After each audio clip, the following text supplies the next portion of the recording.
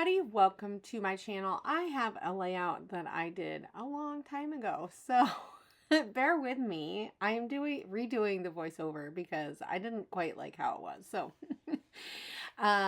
this is a fun little mixed media layout that I made, and I had seen something on Instagram where someone took a canvas and they were taking I think it was more like an ink, and creating this really cool pattern by adding water on the top and the bottom and then adding their media in the middle, and so it would go up and down, and they use two colors. So I am using two different things. So I used the watercolor from the store and from my Crafty Maven Getaway store, and then and that's homemade, by the way. It's super fun. I love making homemade watercolor, and I need to make more, but it is very time consuming. So anyway, and then I added some Dina Wakley acrylic paint, and this is a little bit of an older paint, so it's starting to get a little thick. These paints do last quite a while, and I think I've had that color for a while. And I love this coral color. It's going to match perfectly with my layout, which is from last Easter. So when I say that I did this layout a while ago, I think I did it in the early summer. It was after Easter, but the picture is actually from Easter. So yay. Anyway, so I had added gesso to that whole background, like the whole paper, because I knew I was going to add a ton of water. And depending on what kind of media I'm doing, I do like to use gesso. And coming up on the Crafty Maven Getaway, I'm going to have a shorter video, like kind of tutorial, talking about the gessos that I really like to use. But anyway, and as you can see, there was quite a bit of gesso on that paper, and I don't think it dried long enough because it was going into that media. And also, those colors were two different undertones, I think, which is, the purple definitely is a cool undertone, and there's darker colors in it. And I know that because I made it. So it does have a little bit of black in it, which gives it that more gray purple color. And that coral color is definitely more on the red side, or like orangey side. So when they were coming together, they were becoming more gray because of the gray that's in the watercolor. So that is something to think about when you are doing something like this. And I don't know exactly what I'm doing. I'm just having fun. And I think this is the fun part about mixed media that I absolutely love, is that you can just give yourself permission to play, and you don't have to do anything with this background. Now, I ended up making a layout on it later. So I did this part during one session, and then another, later, I came back and used it. Now, I want more purple because that acrylic paint, and I think my problem is that I used watercolor, and then I used acrylic paint, which is much thicker, and even though I watered it down when I put it on my page, it was just way thicker, so it dominated. And then I went through my stash of sprays and inks and stuff, and I had this concentrated watercolor that was from one of the Click kits years ago, obviously. And this ended up being really purple. So, but I do like how this looked, and I was almost out, so I had to add some watercolor or some acrylic fluid medium.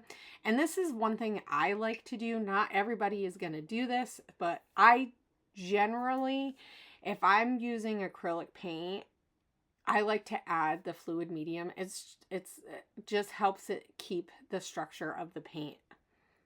It keeps the integrity of it. It really doesn't matter on a layout page because honestly, I'm not doing a canvas. But I do want, especially if I'm using a higher quality paint, like the acrylic paint that I was using there, but also the watercolor, I really wanted to keep the structure of it a little bit better. And it's concentrated. It's more like an ink as opposed to, and it stains, that purple stains, but it is beautiful. I just don't like how muddy some of the colors went. So I would do this completely different, and I'm going to retry doing that this year just because it is really fun. I think it would be fun on a mixed media like art journal page or something. And watercolors and more liquid fluids are my jam. That's what I really like I've realized that as I've been playing a lot more with acrylic paints this year, is that I really do like the watercolors, but it is fun when you can mix them. So that's something to think about. You can add water, or you can add a liquid fluid medium. Anyway, so here everything's all dry. This is way later, and I'm trying to figure out kind of how I want this page to look, because obviously that mixed media is gorgeous and it takes up a lot of the page, and I do want to be able to see it. And I know this is the crux, and this is the hardest part for people, I think, is that they make something beautiful and then they're going to cover it up. And most of the time it doesn't bother me, but I do really want to keep a lot of this open. I mean, that's the great part about doing such a big 12 by 12 page, is that you have all of this space that you can utilize to have white open space when you have a lot of medium. So that's just not going to happen when you have a smaller size. It's just not. And sometimes when you have a lot going on with different colors like I do, you want some of that balance. But I did want to add some other colors that go along with that. The color combo that I used, and I love that purple and coral. It is such a pretty color. It's pretty. So I've done this in the past where I've taken essentially scraps, but not all of these are scraps. And I've layered them like on the top, on the bottom, on top and bottom. So I know I kind of want to do this, even though I know it's gonna cover up some of that white space, but I needed something to help kind of give me something else. And because I didn't want to cover up all of the media either. So, and that would be, it would just be a lot harder. I needed something like some kind of shelf or something. And I know we don't talk a ton about rules anymore. And I'm really bad at following rules, guys. I am so bad at it because I just want to like go against whatever is the structure of something for whatever reason, which is funny because there's so many areas in my life that I don't do that. But I think when it comes to art, I for sure want to push the boundaries. And I just want to have fun and play and learn, right? But anyway, but it is really nice when you have a lot of something going on and when you're going to put down your photo, because there's such this large space, I need something that either is going to contain my layout, because at this point, the media is going out towards the outside. So everything is going out. So I need something kind of containing it in. If that makes sense, it's going to make your eye like go into the middle and not away from the middle. And I know that's where I'm going to put my photo. So anyway, now that I'm done with those layering and I kind of talked all about that, I'm going to go to some stamping. And I really just wanted to kind of play around with the colors that I have and do something like ombre. I was like, oh, this will be really fun. This is, I think this stamp is from Amy Tan. And I think it was when she came to Hawaii, she did a couple of stamps with some of the classes that she did. And so, of course, I had to get them because I love Amy Tan. I love how creative she is and all that kind of stuff. And I loved going to her classes. That was a super fun highlight of my time in Hawaii. But anyway, so I just used those inks and I just kind of created something ombre with them. And I use that stamp pad. So now I'm finding some more stuff to kind of go with the colors, because I want to stick with these two colors, the purple and the coral. Of course, this tag from a cut apart sheet is kind of coral, is a like peachy color, and so I'm not sure. I looked through more of my stash, and last year I had went to Joann's a couple of times before they closed down, and I bought some newer papers to me. They're not new by any means. And I had found this Bo Bunny paper, and I usually don't go for Bo Bunny. A lot of times they're a little more themey for me, but I really loved this plaid. This is super fun, and it has similar colors to what is in my layout. And as you can see, there's that peachy coral color on the mat of the pie that my mom made. So this is a Easter pie that we do every year in my family, and well, almost every year. And growing up, I helped make it, and then as I moved out and was on my own and started having kids, I started making it with the kids. And when I don't make it now, which there's been a couple of years where I didn't make it, last year being one of them, and this year I haven't made it, but that's okay. I can make it later. It doesn't have to be eaten on Easter. But it's with ricotta cheese, and you use maraschino cherries and chocolate chips. It's super yummy. It's super nice for breakfast. But my mom has switched up the recipe, which is talk about going against the grain, right? So I break rules a lot, but with this, it's tradition that we made it without crust on the top. We just put the crust on the bottom. So it is so weird that my mom does that now. She had to go and look and see how other Italian families do it. And so it's morphed into something else when she makes it. But anyway, it turned out really pretty. It was still really good. It's just not quite the same but she did the lattice on the top, and it was super pretty with that mat. And so we got pictures of when she put the powdered sugar on the top. And so it was super fun to take pictures. We do Easter every year, and usually when we do Easter together, we do like a Seder supper. So I think that's from the dessert for that, like after that. But anyway, so I wanted to match what was going on with that media and used the ink on the edges. I really need to get a better ink blenders. I really do. I just haven't taken the time to go and order some. I know there's quite a few companies that make some really nice ones. I like Trinity Stamps. I tried theirs when I took a class at the Scrapbooking Cards and Expo. They did a class there, and I really like theirs. It's kind of more handheld as opposed to like the like long stem brushes. But anyway, I use the Tim Holtz blender, and there's foam and like felt. And so I think I used the felt ones and stuff, and I was using the Distress.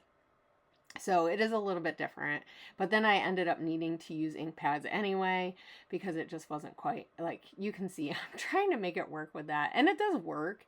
So I felt like the edges of the top and bottom needed to be edged with something. I felt like, usually I don't feel like it has to have, the edges need to be the color of whatever I'm doing. But for this, I just really liked it, and I really wanted that. And so I'm looking for some more stuff, because now I built the shelf to put my photo on, and I really like how the paper extends that the media that I did in the middle. So, but I want to keep those colors going, right? So I have to look. And of course, purple is a pretty easy color now to find. But I will say that, like, I'm used a lot of my purples. I'm going to have to go out and find some more purple papers because I'm getting limited here. And that's saying a lot considering all of the stuff I have. Maybe I have them more in like the designers, because I keep a lot of my pattern paper together by designer as opposed to by collection or or color. So that's just how I think because I like to get a lot of a collection when I buy it. And I generally have certain designers that I have bought more of their stuff, or companies, I should say. But anyway, I felt like this bottom needed a little bit more color. So I'm going to put some more, I'm just building some layers. I mean, if you guys watch my channel, I love layers, and you kind of can't have you can't have too many, but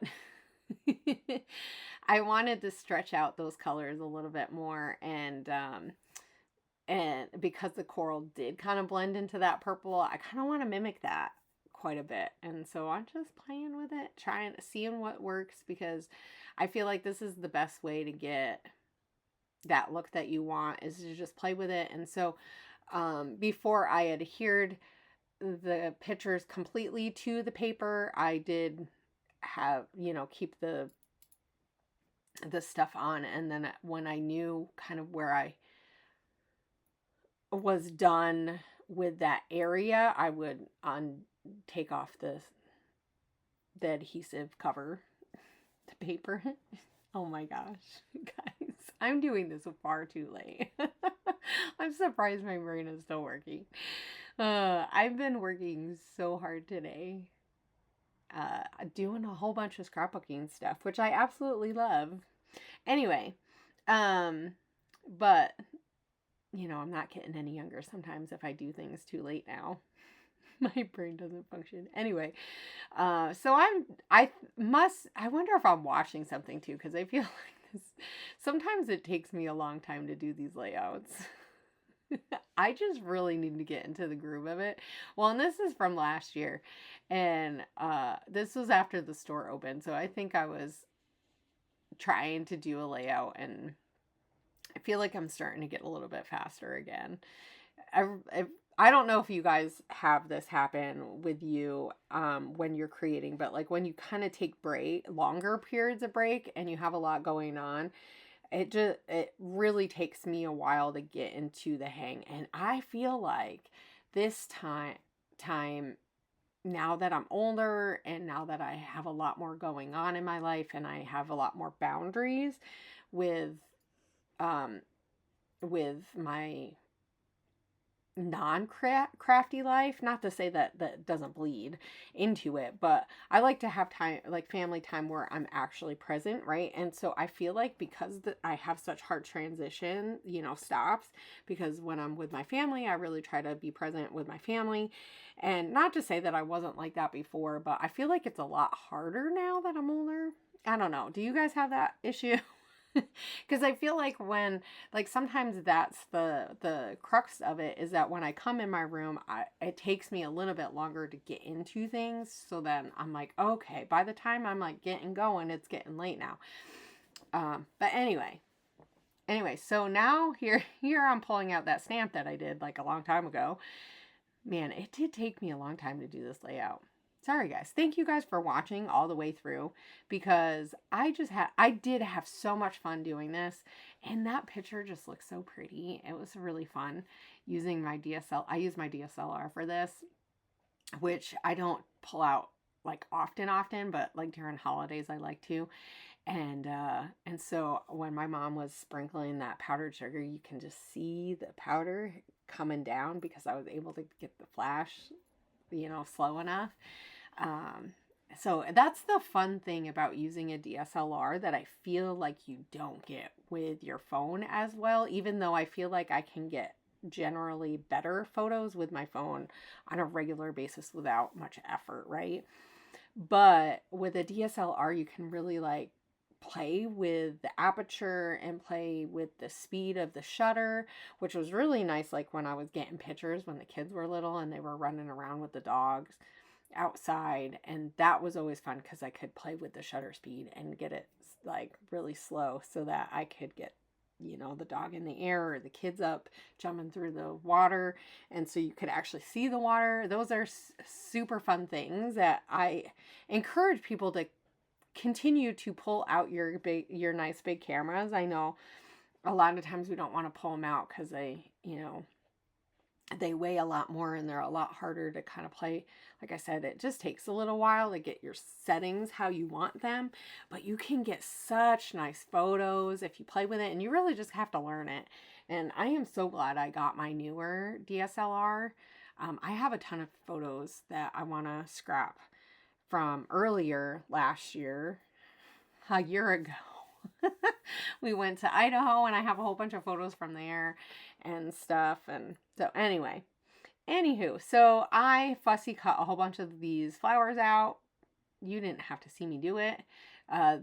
Those darker colored ones are from Stampin' Up. I had gotten a few sheets of paper from my neighbor sells Stampin' Up, and so which was like kind of awesome. She does cards mostly, but it was kind of nice every once in a while to go over to her house and I know she doesn't do classes at her house anymore, but they kind of moved because I think they were getting too big. But these other ones are from Cocoa Vanilla, and I don't use all of them. I don't think I fussy cut those ones out. I think they were already from a die cut pack. And I'm trying to use them and I'm going to make some of them work, but honestly, some of them are like really big. And so, I'm kind of trying to figure out like how to work it so that it looks good, but it doesn't overpower all of the other work, because I really do want that mixed media to shine, right? So it's just being intentional. And I think that's why this took me that long, because I was really trying to think about how I wanted things and how I want the balance. And I played with that sheet a little bit and stuff, trying to get these layers well and not leaving too many gaps, all these different places. Like I played with that piece for a while before I figured out exactly where I wanted it. And I think even some of these pieces I ended up continuing to move around. Like I really don't like a lot of open space, like with a thinner piece like that, celebration piece. Just I like to tuck it kind of in, so if that makes sense. And I have some foam hearts, or actually they're felt hearts from the store. I think I might still have 1 or 2 packs left, so I'll link to those. And that is glue from Trinity Stamps. Actually, so I did this layout, had to have been in June, because I got that glue when I went to the expo, the Scrapbooking Cards Expo. So, and their glue is really, really nice. I need to try the Nuvo glue too, though. And then I have those shimmer paint dots left. I don't think they make those anymore. But they were super fun for something different. So this is why it's kind of fun not to throw stuff away, right? Because you can go through your stash and go, oh, what company did this? And, you know, what did they try to do that worked or didn't work? And those colors were perfect. So they're perfect. So I'll make sure I link to the shimmers, because I absolutely love shimmers. I love working on their team. I love Stacy and Sam. I know Sammy isn't part of the team anymore. She's doing a lot of other stuff. But anyway, and then I'm going to put this acrylic paint in dots to kind of make like dots, but it didn't work quite as well because this paint is getting thick, so it didn't turn out.